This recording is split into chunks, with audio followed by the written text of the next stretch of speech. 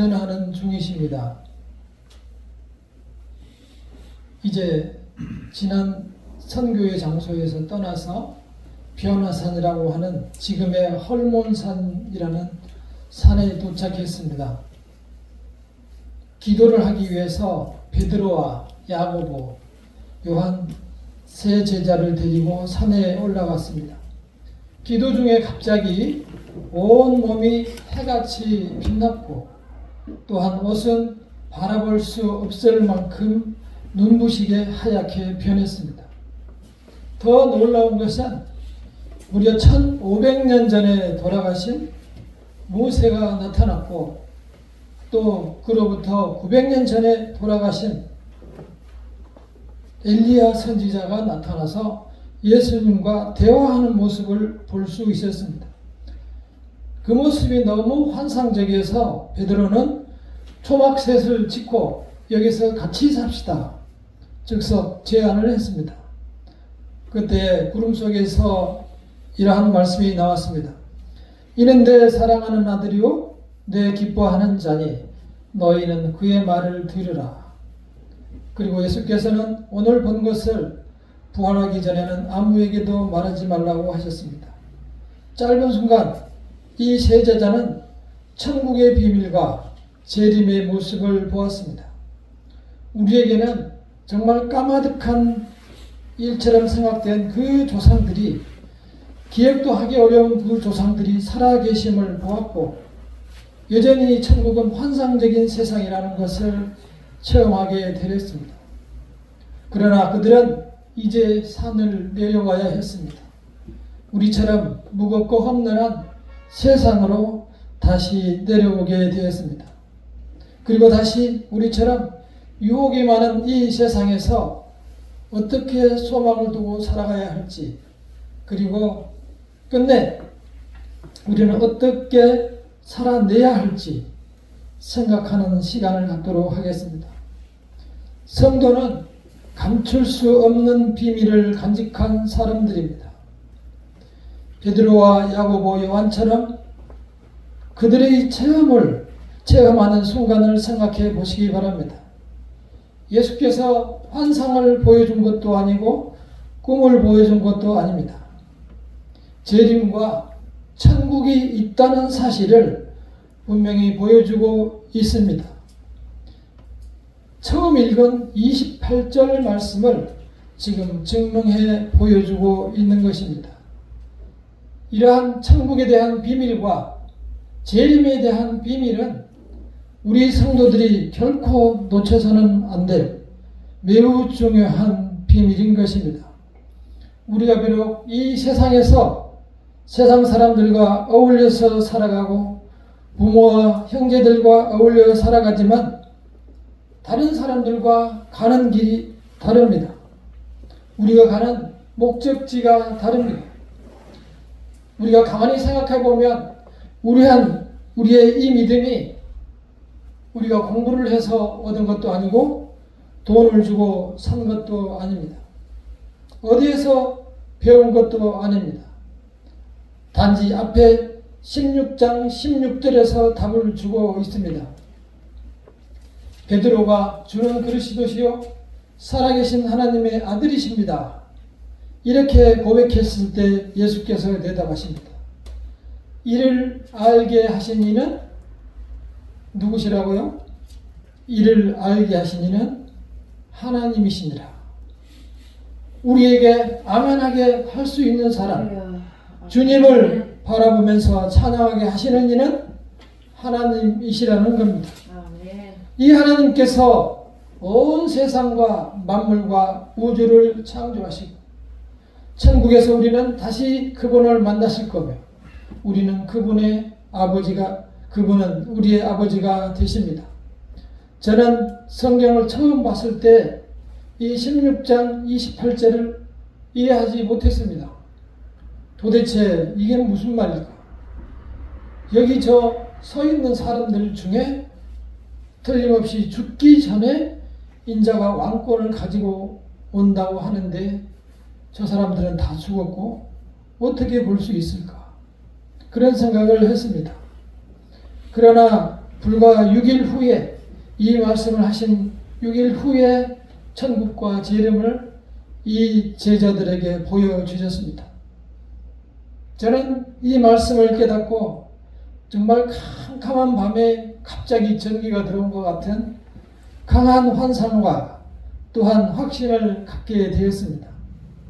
우리는 이 천국에 대한 환상을 가지고 이 어려운 세상을 살아나가야 합니다. 삶의 한복판은 너무너무 치열합니다. 세상에서 하는 말대로 정말 약 먹고 죽을 시간도 없었다고 할 만큼 바쁘게 돌아갑니다. 새벽에 나와서 보면은 벌써 수많은 사람들이 출근하고 병원 앞을 지나가 보면 병원에도 수많은 사람들이 오고 가는 것을 볼 수 있습니다. 한편에서는 합격했다고 성공했다고 생일잔치로 축구에서 승리했다고 환호하고 또 한편에서는 왜 나는 안 되는 거야? 하필이면 나에게 이 일이 생길까? 고민하고 힘들어하며 이해하고 납득하고 설명할 수 없는 현실 때문에 괴로워하고 주저앉는 사람들도 많이 있습니다. 우리는 어디에서 희망을 찾아야 할까? 때로는 하는 일마다 안 되고 힘든 일이 겹칠 때도 있습니다. 그리고 앞으로 나갈 구멍도 도와줄 사람도 없을 때가 있습니다. 우리는 이렇게 삶의 사망의 음침한 골짜기에서 하나님을 바라볼 수 있어야 합니다. 나의 고난과 형편은 나보다도 하나님께서 더 잘 아십니다. 그 하나님을 의지하시기를 바랍니다. 로마서 8장 26절을 보겠습니다. 로마서 8장 26절을 보면은 이와 같이 성령도 우리의 연약함을 도우시나니 우리는 마땅히 기도할 바를 알지 못하나 오직 성령이 말할 수 없는 탄식으로 우리를 위하여 친히 간구하시느니라. 성령께서는 우리보다 더 우리를 아파하며 우리를 위하여 친히 기도한다고 말씀하고 있습니다. 얼마나 우리에게 큰 위로와 확신이 되는지를 모르겠습니다. 이어서 28절에서 하나님을 사랑하는 자, 곧 그의 뜻대로 부르심을 입은 자들에게는 모든 것이 합력하여 선을 이루느니라. 우리가 비록 가는 길이 힘들고 어려워 보여도 이런 모든 현실들이 다 결국은 하나님을 믿는 자녀들에게는 합력하여 아름다운 하나님의 선을 이룬다는 사실을 약속해 주고 있습니다. 30절에서 또한 말씀하십니다. 또 미리 정하신 그들을 또한 부르신 그들을 또한 의롭다 하시고 의롭다 하신 그들을 또한 영화롭게 하셨느니라. 확증을 주셨습니다. 신학적으로도 아주 중요한 28절과 29절 30절입니다. 하나님을 자녀로 미리 부르신 그들을 또한 죄가 있지만 의롭다 하여 주시고 의롭다 한 그들을 또한 결국 하나님의 자녀로 천국에서 영화롭게 하신다는 확신입니다. 우리는 하나님의 약속을 믿고 이 세상을 살아나가시기를 바랍니다. 예수께서는 많은 기적을 보여주셨습니다. 그러나 사람들은 믿지 않고 도리어 죽이려고 하였습니다. 하나님 자신께서 사람이 되셔서 이 세상에 오셔서 그의 은혜를 보여주셨는데도 사람들은 오히려 반감을 가지고 예수에게 도전을 합니다. 그래서 이제는 마지막으로 보여주시는 겁니다. 천국이 있다는 것입니다. 그 모세가 누굽니까? 하나님께서 일찍이 생명을 택하셨고 하나님께서 애굽에 종살해야 된 이스라엘 백성들을 불러내서 40년 광야를 이끌어 결국 가나안에 들여보낸 하나님의 선택된 지도자입니다. 율법을 받아온 사람입니다. 그리고 모세는 130에 죽었다고 하였으나 무덤이 어디에 있는지 아무도 모른다고 했습니다. 900년에 돌아가신 엘리야가 나타났습니다. 그 엘리야 역시 갈멜산에서 바알 선지자, 아세라 선지자 750대 1로 내기를 해서 이기고 750명을 다 죽이고 승리한 선지자였습니다. 그 엘리야 선지자가 이제 나중에 열왕기하 2장 11절에 보면은 죽지 않고 엘리사와 둘이 길을 가다가 살아있는 그대로 하늘로 승천하였던 사람입니다. 그 두 사람을 나타내서 하나님께서는 우리에게 확증을 주셨습니다. 이제 변화산에서 베드로가 그렇습니다. 너무 환상적이어서 집 3개를 짓고 그냥 여기서 살자. 그러나 여기에서 평안을 누릴 수는 없다. 예수께서는 다시 내려가자라고 말씀하시는 겁니다. 그래서 우리에게 이제 이 세상을 이겨낼 수 있는 기려한 길을 말씀 속에서 안내해 주셨습니다. 구름 속에서 말씀이 있었습니다. 이는 내 사랑하는 아들이요 내 기뻐하는 자니 너희는 그의 말을 들으라. 이 놀라운 사건은 기도할 때에 일어났습니다. 누가복음에는 기록이 되어 있지 마태복음에는 기록이 되어 있지 않지만 누가복음 9장 29절에 보면 기도하실 때에 용모가 변화되고 그 옷이 희어져 광채가 나더라 라고 했습니다. 예수께서 기도하실 때에 나타난 일이었습니다. 모든 기적은 기도 중에 나타납니다.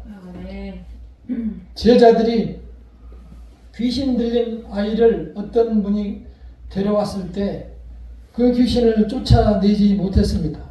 결국 그 부모는 그 귀신 들린 아이를 예수님께 데려왔고 예수님이 쫓아냈습니다.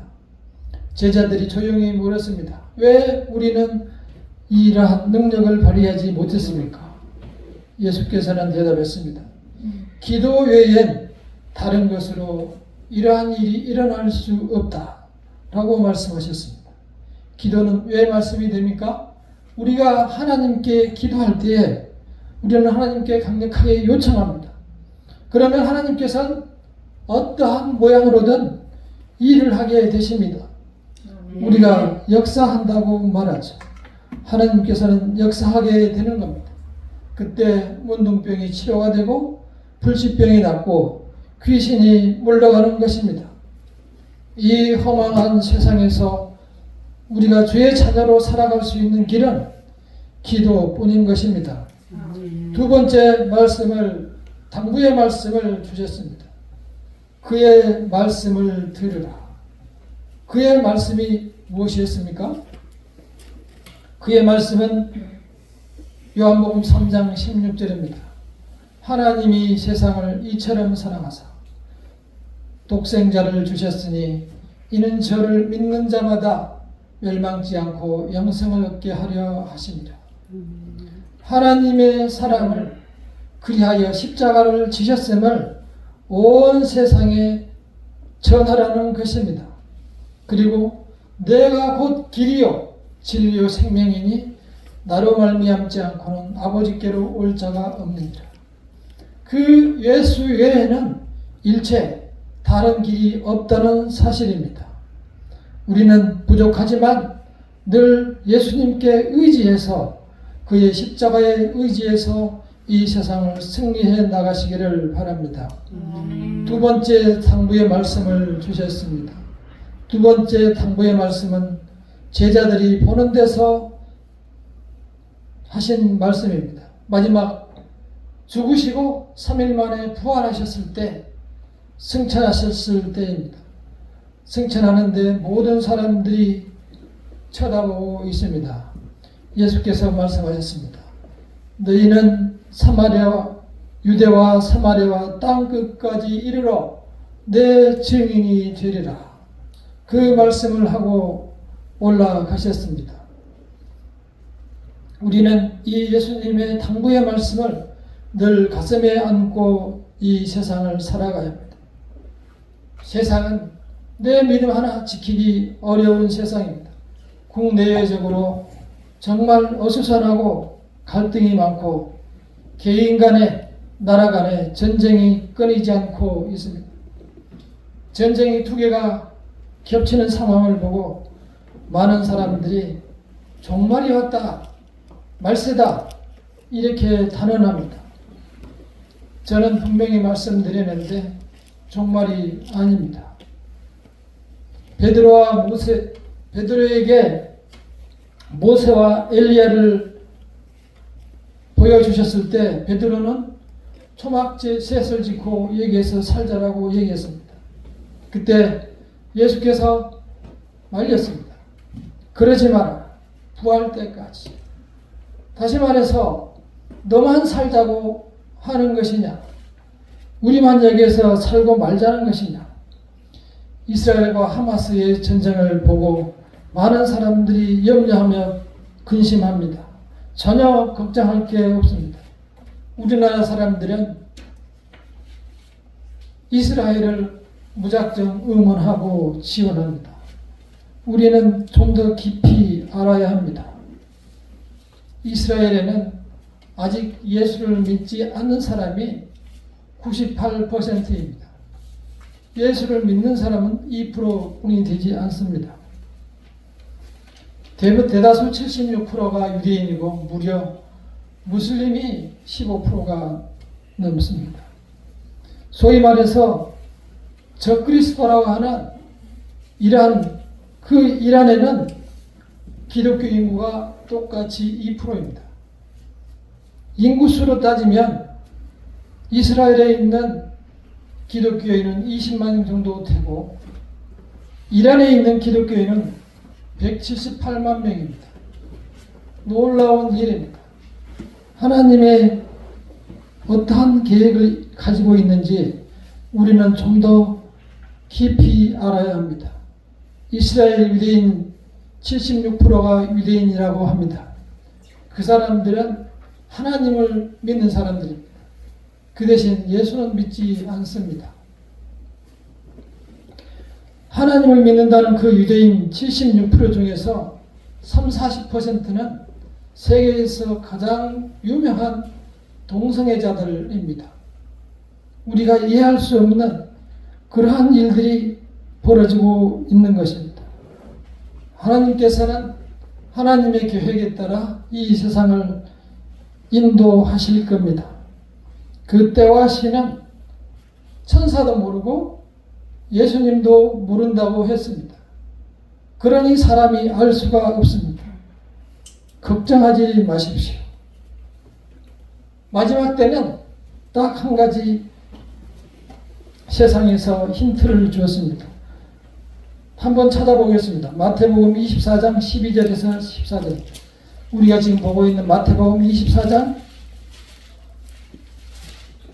12절에서 14절입니다. 마태복음 24장 12절에서 14절 함께 읽어보겠습니다. 시작. 불법이 상함으로 많은 사람의 사랑이 식어지리라.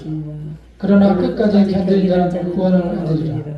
이 천국 복음이 모든 민족에게 증언되기 위하여 온 세상에 전파되리니 그제야 끝이 오리라.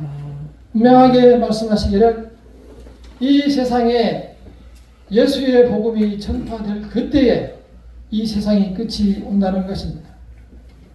우리는 염려하지 마시고 일하는 사람은 부지런히 일을 하는 겁니다. 밭을 갈다가 둘 중에 한 사람이 틀림을 받았습니다. 둘이 맷돌질을 하다가 한 사람이 틀림을 받는 것입니다. 오히려 하나님의 사람들은 이럴 때 편하게 웃을 수 있어야 합니다. 왜냐하면 구원이 확정되어 있기 때문입니다. 제가 이스라엘 사람들을 미워하는 게 아닙니다. 그들이 예수님께 돌아와야 하는 것입니다. 구원을 준비하고 계시고 마치 내가 더 힘들어 하는 것처럼 예수께서는 그의 선택한 자녀들을 기다리고 계십니다. 어느덧 아름다운 계절이 되었습니다. 하나님이 만드신 그 세상에는 봄이나 여름이나 가을이나 여전히 아름답습니다. 사람이 만들어 놓은 세상은 늘 근심과 걱정뿐입니다. 이제 우리는 그리스도의 은혜로 하나님의 자녀가 되었습니다. 사도행전 1장 11절에서 우리에게 또한 희망을 주셨습니다. 갈릴리 사람들아 어찌하여 하늘을 쳐다보느냐. 너희 가운데 하늘로 올려지신 이 예수는 하늘로 가심을 본 그대로 오시리라.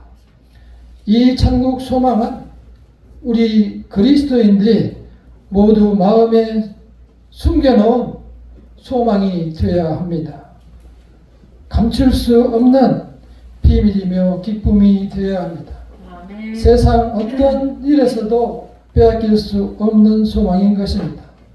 우리는 매일 반복되는 나날을 살아가는 것 같습니다. 그러나 어느덧 가을은 오고 또 새로운 계절이 오는 것입니다. 바쁜 일상 속에서 누가 누구인지, 내 자신이 누구인지 모르며 살아갈 때도 많습니다. 하나님은 그러나 단 한 번도 나를 놓치신 적이 없습니다. 부모는 몸으로 나를 낳았기 때문에 자녀로 나를 사랑하지만 예수님은 십자가로 나를 낳으셨기 때문에 더욱 사랑하시고 바라보고 계시는 겁니다. 아멘. 부모와도 때가 되면 부모와 헤어지지만 예수님은 또다시 만나게 될, 그래서 영원히 함께 살게 될 우리의 영원한 구원의 주인이신 것입니다. 아멘. 하나님은 우리의 실수에도 불구하고 마치 탕자를 기다리는 아버지처럼 우리를 늘 기다리고 계시는 겁니다. 아멘. 예수님 십자가 외에는 우리는 살 길이 없습니다.